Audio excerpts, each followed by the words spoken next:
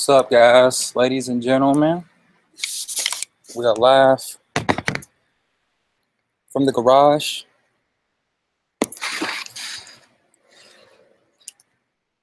Live from the garage. Waiting on my boy Alan to show up. My brother. I had to get plugged in. What's up, man? What's up, man? Chilling, man. Yeah, we finally got together, man. A little technical difficulties, man. Yeah, man. Yeah. What you got in Cali still? Yeah, man. I'm out here right now, man. Out here next to the beach. Chilling. Okay, that's what's up. We live streaming right now, man, from the basement. From the garage, actually, man. Okay. But yeah, man. It's our first show, man. We ain't got a name yet, man. We about to call it the A&A show. You know what I'm saying? I'm with it. So, man, you know what I'm saying? I don't know. We got to work on that, but that sounds all right now. Yeah. But yeah, man. So yeah, today, man, we just gonna talk about a little bit about entrepreneurship, man. I know we both entrepreneurs, man. We've been handling business around the world, man, globally for a while now, man. And yeah, years. A lot of people look up to us, I feel, and you know, it's a lot of people who are interested in entrepreneurship, but I don't think they have an idea on where to start, like what it even means, like what does it feel like to be an entrepreneur. I feel like if they had that information, then I think we see more people, more of us, you know, out here handling business, man. So hopefully, man, we can give some insight to some people out there who are on the fence, you know, working a job or you know, starting a business or investing or whatever it may be. So that's what we're gonna talk about today, man. Okay. But before we start, man, I guess we could just give a small introduction of who we are, a little bit about our background, and where we came from and all that good stuff. If you want to start first, man, you can go ahead. All right. Yeah, I'll start. So, as a lot of you guys know, my name is Alan. I'm from Lexington with you guys. I grew up, went to Henry Clay and everything. And then I left the city when I was 18, you know. I joined the Navy. I've been traveling around, and the Navy has allowed me to fund and invest in what I want to do, you know. So it's been a long ride. As Adam said, we've been dealing with each other for years and years and years, man. But I'm right now, currently, I'm in several different investments. I think we lost you, Alan.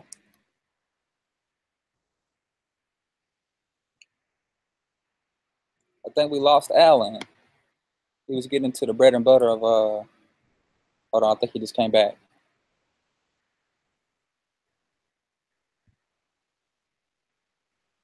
Alan, you back?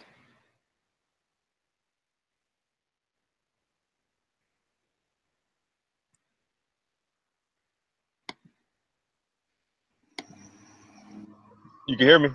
Okay, I can hear you now. Yeah, you dropped for a second. Yeah, my connection is a little unstable because I'm traveling. I'm driving to LA in like about 30 minutes. So, okay. Yeah. Traffic, man. Yeah. So like I was saying, man, I'm in several different investments. Me and Adam been like partners and been checking each other on like a business and entrepreneur level for years and years and years, man. I do stocks, Bitcoin. I've started my own like investment type things, and I've just really tried to jump on any opportunity that presents itself. If I feel like it's a good idea, typically I jump on it, or I talk to my brother Adam, and he kind of gives me his insight on it, and then we go into further research and we do what we do. But that's a little bit about me, man. What's going on with you, Adam? Absolutely. So you guys know, or if you don't know, I'm based out of Lexington. I'm still here. Fortunately, Alan was able to get out of the city and explore the world a little more than I have, and really got to experience a whole lot more than me as far as different people, different cultures, the way people do things differently, other cities, other countries. I actually had the luxury of visiting him in Japan, man. My first international flight, man. That was amazing. That was an amazing trip. Hopefully I get to go back again. But a little bit about me: 30 years old. been investing for a very long time. Started probably back in 2000 and I say 2008. 2008 was probably my very first real investment, and with in the music business. And ever since then, you know, things happen. You start to diversify yourself, and you start to try to, you learn more, and you figure out there's different ways of leveraging your skills and leveraging your credit, money, etc., in order to get involved with other things. So I have an IT background as well, so I'm in the IT space, which is why my biggest and most favorite investment right now is Bitcoin. Of course, me and Alan, we're both partners on that as well. But so I do small time investing, small businesses, invest in a few startups, a few tax companies, a few different things like that. And right now it's Bitcoin, and looking forward to what the fall season is going to have for us to kind of use some of our cash, leverage our credit, and a few other things. But that's a little bit about me. Always looking for new opportunities.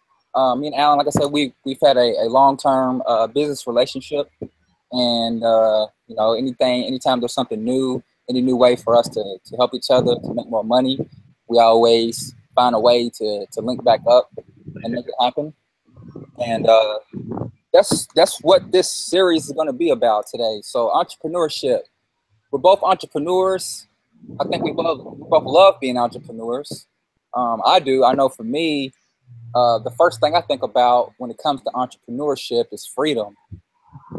Freedom is probably the best part for me. The fact that I'm able to really plan my days, plan my life exactly how I want to.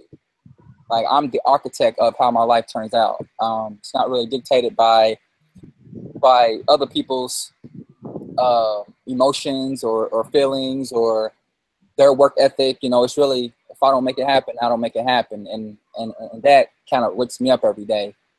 Yeah. So I don't know about you, Alan, but that's probably the number one thing I think of when it comes to entrepreneurship. What about you?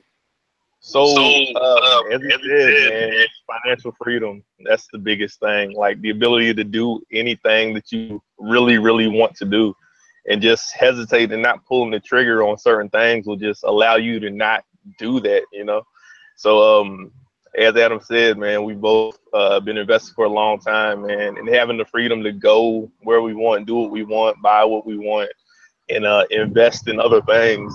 It's like feeling a self-accomplishment, Yeah.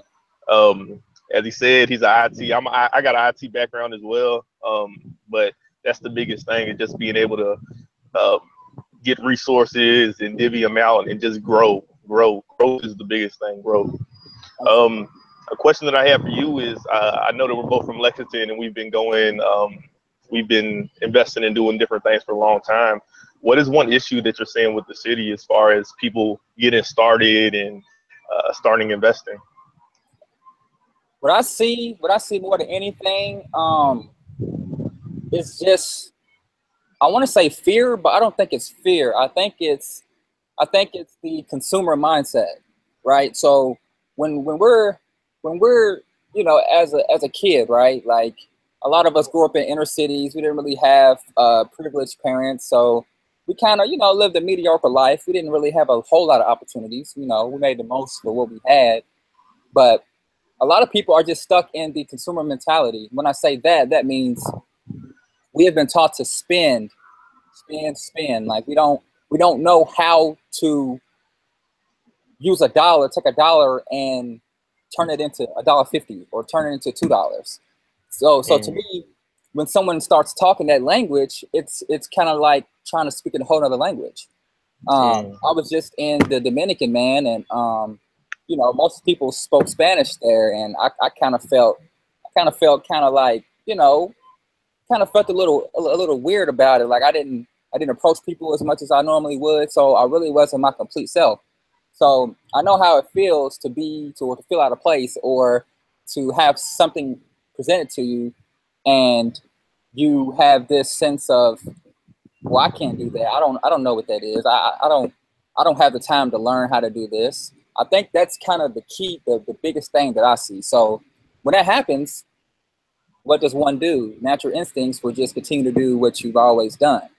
You're not going to, most people won't take the time to sit down and learn something new and say, yeah, I'm not here yet. I don't have a business right now. I'm not an investor yet. I don't know anything about it, but I'm willing to sit down and learn what these terms mean. Go to Investopia and start learning the financial terms. A lot of people just don't know what to do. So I think what we're providing here, man, is a way and proof that it's possible. I feel like me and you didn't really go. I don't have a business degree, and I don't think you have one either. So we had to grind, get up on the Google, man, and figure things out. You know, so for me, that's what I feel is the biggest thing is this misinformation. I'm sure you've came across a whole lot more different people than I have as far as outside of Lexington. So I'm curious as to, do people think the same the places that you've been, or do you get a different experience? So all the places I've been, as you said, I've been all over. I've traveled a lot. I've been all over Europe. I've been out through the Middle East.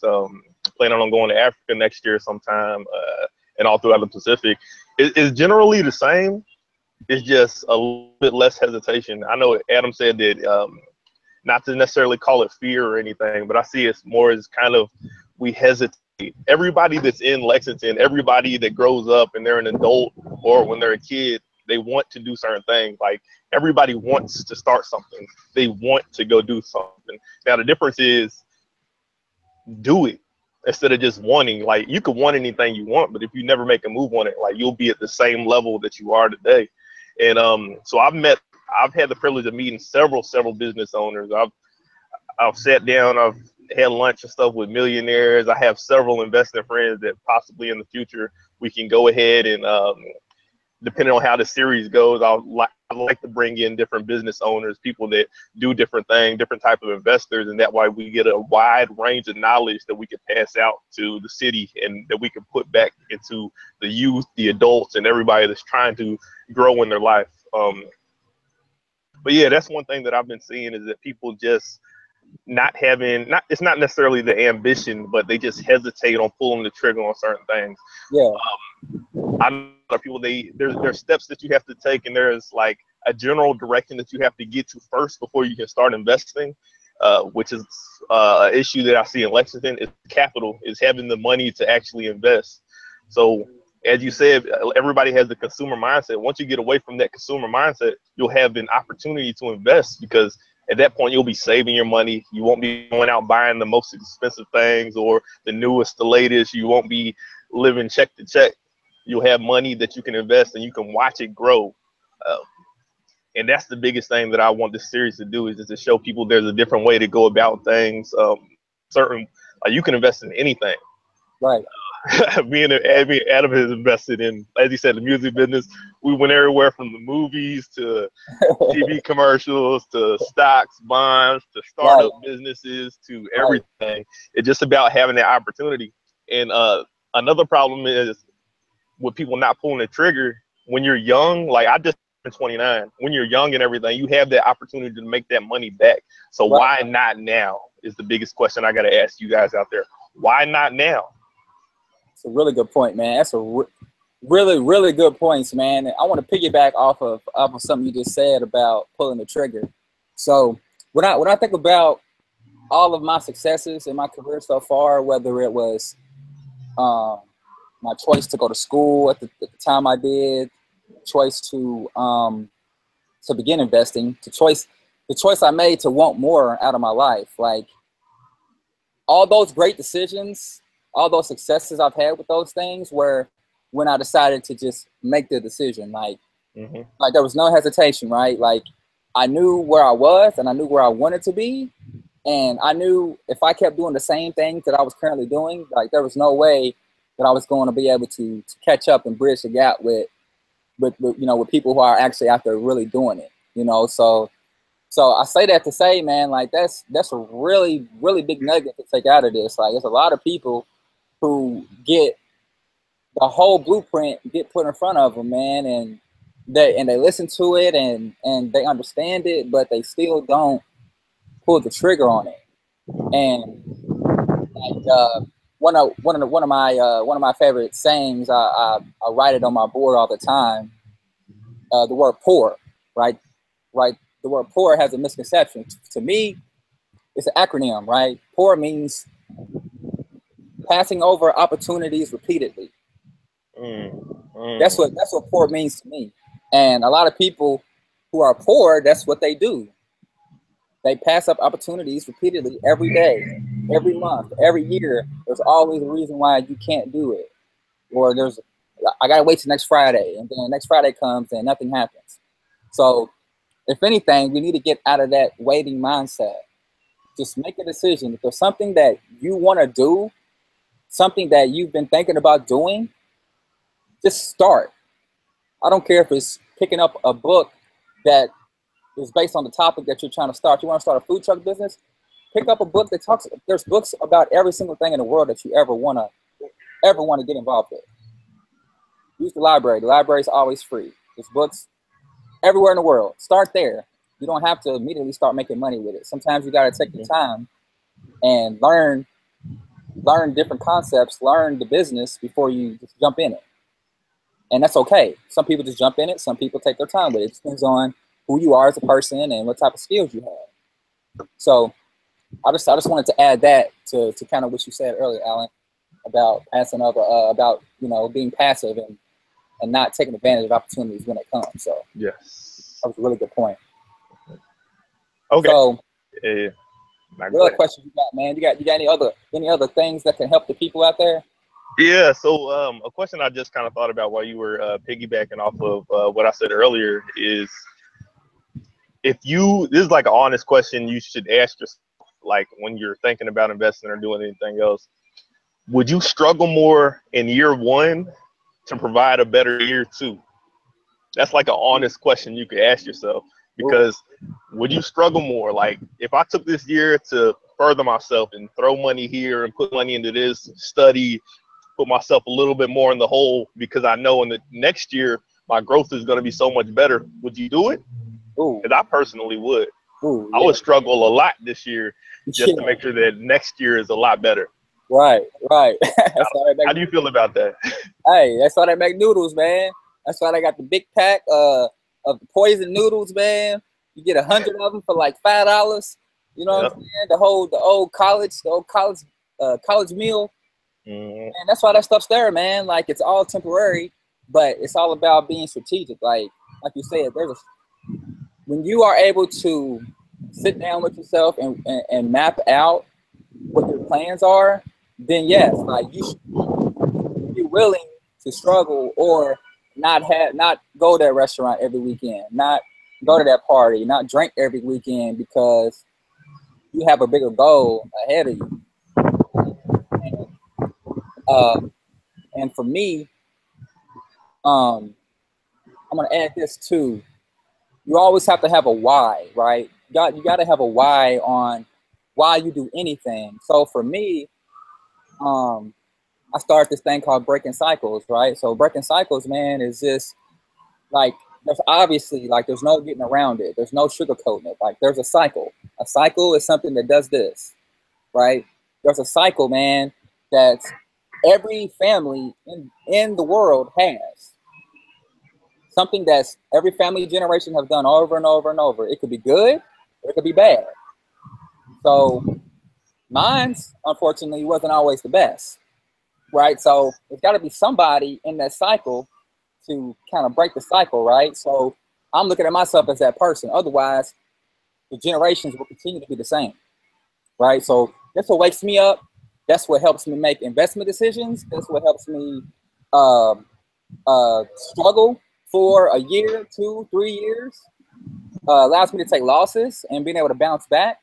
It allows me to do all those different things because I know that there's a bigger picture. It's always bigger than you, So when you continue to remember that it's always bigger than you, then I think that you'll be at more of an ease to not try to keep up with the Joneses with everything and just do your own thing. Yeah, that's how I feel about it, man. What about you? I feel exactly the same way. So just having the opportunity, man, is the biggest thing for me. That why question, is what a lot of people got to ask themselves, because without that, you won't have the ambition to continue to grow more. I know a lot of people do it for their family, for their friends, for their future. But you have to have goals. As you said, you got to write things down. I always carry around something like this when I want to write something down, jot down a note about something. And you need that too. You got to have goals. You got to know where you want to go. Like in 3 years for myself, I'm buying a house. Like that's the goal I have now that I live in the States. So I'm buying a house. I'm not sure where yet, but I have to build towards that. So in order to get that, I need to have several different incomes so I can make sure that I have the best down payment so I could not pay for it for the rest of my life. Like I want to, I'm not going to share with what I want to do, but me and Adam have had several conversations on where I'm going to be in about 10, 11 years. So I'm not going to share that on this episode here, but possibly on the next one. Hey, I feel you 100%. I think we give them a little too much for the first one, man. I think we probably need to go ahead and wrap this one up, because I feel like we gave y'all some game, like in like 10 minutes. Like those are some real nuggets that when we were younger, wish somebody was doing these seminars and we could just tune in and watch, like somebody to grab us by our hand and show us the way. So that's kind of what we're trying to provide for y'all right now. But I think we're gonna cut it short. We'll leave y'all with maybe 1 or 2 more nuggets. I don't know. Let's see. I'm going to say that a nugget to walk away with, some homework for you, is to spend more time with yourself. When I started doing that, my life started changing, right? Because the world is noisy. There's always a bunch of noise. There's always people, distractions. Like, once you spend more time with yourself, you really start to realize who you are and what you're capable of. So when I say that, I mean reading, I mean writing in your journal, like Alan said. Keep a journal, keep your thoughts out of your head on paper. All those things are spending time with yourself. Yep. Once you start doing that, get in the habit of doing that, it becomes second nature, and you start to become more creative. You start to be able to think better. You start to be able to shake and move a little different. You start to walk different. So that's one nugget that I'm gonna leave with you guys. I'll let Alan give y'all one. Okay. So one that I could think of right now would be to figure out what you could live without. You know, whether it's cutting back on the amount of packs of cigarettes you buy, if it's cutting back on the amount of green you buy, you know what I'm saying? Whether it's a shoe here or there, or something that you could pull back. I'm telling you, all that money adds up to everything. Let's say you spend you buy a pack of cigarettes a day. If you cut that in half and you buy like 3 packs of cigarettes a week, you're gonna save yourself like $20 to $30, $40 every week. So then that'll be easily $120 a month, and in a few months you'll have enough money to invest in something and then keep on growing like that, you know. Or you could just have that as your investment. You're cutting back on cigarettes, and now you just save such and such and such and such. In a year's time frame, you'll have enough money to do pretty much whatever you want to do. Put a down payment on something, you'll have over $1,000. So, but that's one thing I'm going to leave with y'all, to just figure out what you could cut back on, and that way you'll have money to do whatever you want. You'll save a little bit more. Absolutely, man. Those are key points, key nuggets, man. I hope y'all taking notes today. We also have some investment opportunities available for you guys.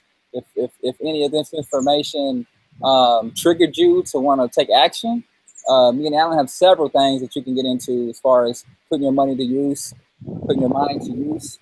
Feel free to contact any of us about it. Bitcoin is the biggest thing for us right now. We are really, really enjoying that journey, and you guys can join too. So we'll leave you guys with that. Contact us. We probably start doing this, I don't know, depending on what time permits. I know Alan's a lot busier than I am.